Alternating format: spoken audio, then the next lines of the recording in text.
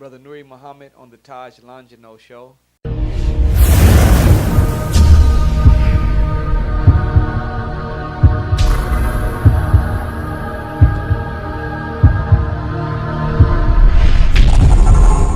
Welcome to the Longino show. I'm truly honored and blessed and humbled to be sitting down to speaking with this brother here. If you don't know this brother, he's been speaking all over the world.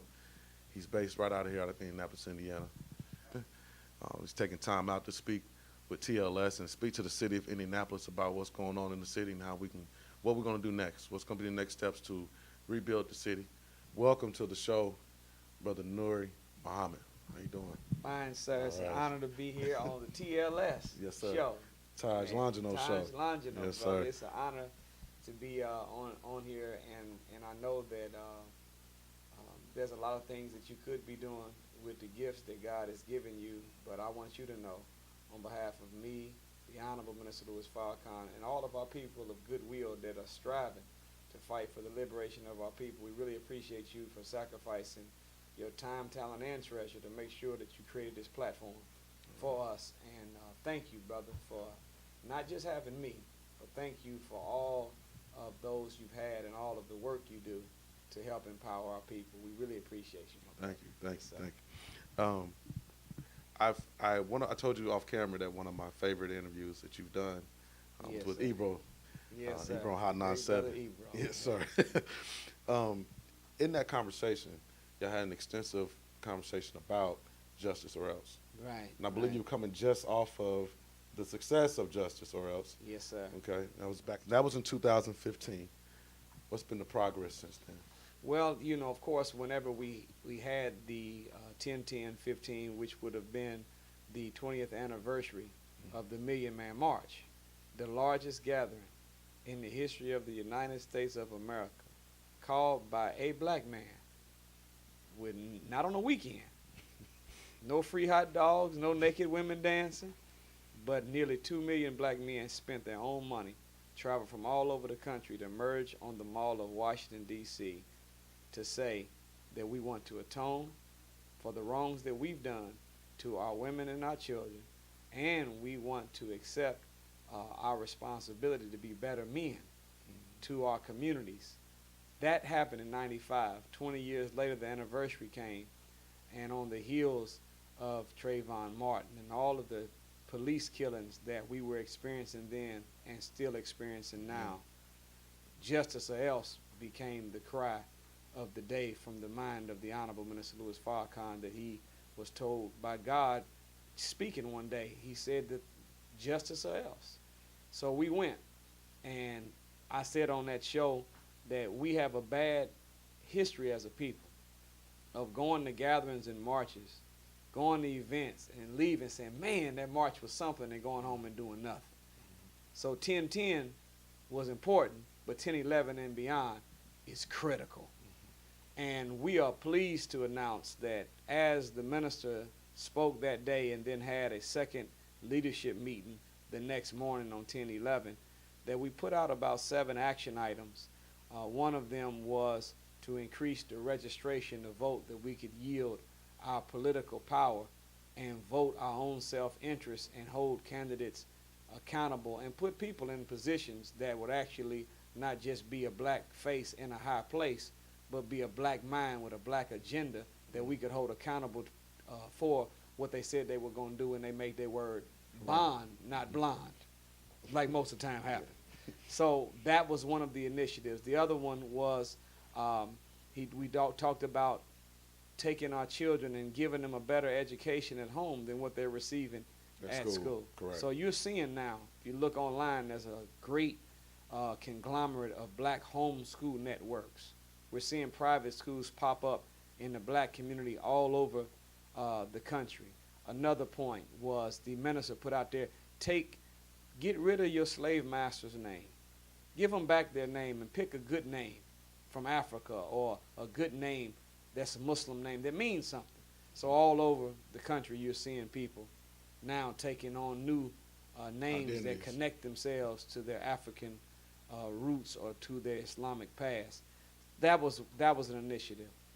The big piece that we promoted was the boycott of Christmas. Correct. Up with Jesus, down with Santa. Mhm. Our mantra was if you won't stop, then we won't shop. If our black lives don't matter, then I bet you our black dollars will. No justice for us, no profit for you. Mhm. So we mobilized all over the country, and I went myself on behalf of the minister on a 22-city tour for 2 months, and we appealed to black people, look, give the gift of yourself on Christmas. And from what they call Black Friday, which really should be called White Friday because people get all the money, from that day, after Thanksgiving, all the way to the 1st of January, don't spend nothing except for necessities. Whew. Black people was like, and you heard Ebro, he's Yeah. like, oh, Lord, you asking a lot. Yeah, you have. And but my answer was, we have discipline. You know, discipline is doing what you should do, when you should do it, whether you feel like doing it or not. Correct. We have it. We just use it for sport and play, and we use it for hustling. But if we would take that same mind we take to grinding packs, working from can't see morning to can't see night, don't even remember whether we changed. If we had that same kind of work ethic and discipline we put into the dope game into revolution, or if we put the same effort and discipline that we put into becoming proficient at basketball and football, how many suicides do we run in practice? How many free throws do we shoot? How many times do we work on our crossover? How long? So if we were to take the same mental muscle that we invest in sport and play and hustling and bring that over here to the revolution and in general, but in specific their boycott, we could put a big impact. We could have an impact. And I was happy because after it was over, they reported on television, CNN, dollars, look what they said, $662 billion were lost from the holiday season. They had 200 banks closed down. They had, I think, 40 Macy's closed down. 4,000 employees got laid off. Even Walmart shut down 269 stores. So let me ask you this, okay? Because this is the other side where I've had this conversation with people. Yeah. And they'll say, well, what about the people who lose their job? What about the black people who lose their jobs? And even with Starbucks, and they was like, why are you boycotting Starbucks? What about the black people that work for Starbucks? If they boycott Starbucks and they shut those down and close those down, they don't have a job. They got to pay their bills. They got to take care of their family. But I said, at what point is it above just having a job? Because if you got a Starbucks job, you can get another job. Hell, the plantation was a full employment job. Does that mean you're not supposed to boycott slavery? Because everybody's working? Working for what? Ain't nobody in Starbucks getting paid no good living wage. The little sister barista. And see, I always had a little problem with Starbucks because the great Vin Baker, that was from the Seattle Supersonics, Yes. owned by Schwartz, the founder and owner and chief executive of Starbucks. He owns the Seattle Supersonics. Vin Baker then played for you, made you hundreds of millions of dollars. Vin Baker leaves the league, loses all his money, shows up at Starbucks that you own, that he's made you millions, looking for employment. Now, you know when white people leave sports, they get good corporate jobs. Vin Baker, college graduate. Vin Baker, man, made you millions. They don't put him as a CEO or a CFO.